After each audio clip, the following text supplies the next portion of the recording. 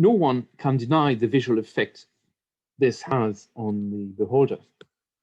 It may also be that some seals were not meant to be used in an administrative context at all, that some seals have a magic talismanic function, and others may just have been decorative and essentially been used as jewelry, in which case, of course, symbolism, aesthetics, and other non-linguistic factors may have played such an overwhelming role that even searching for a linguistic message may be misguided.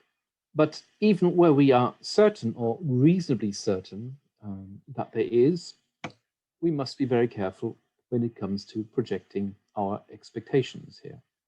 Now, I hope it is not completely misguided to look at seals and sealing practices in medieval Europe for a moment. Here, royal seals appear from the 11th century onwards.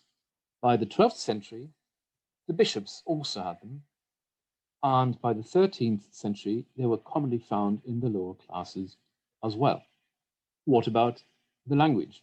Now, as you might expect, Latin was the dominant language for the inscriptions, but both French and English are attested from the 13th century onwards.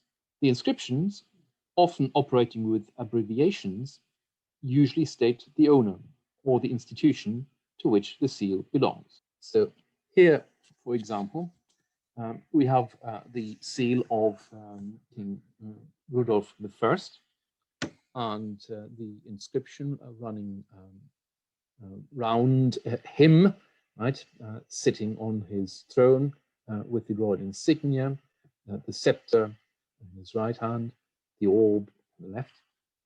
The inscription says, Rudolphus Dei gratia Romanorum Rex Semper Augustus.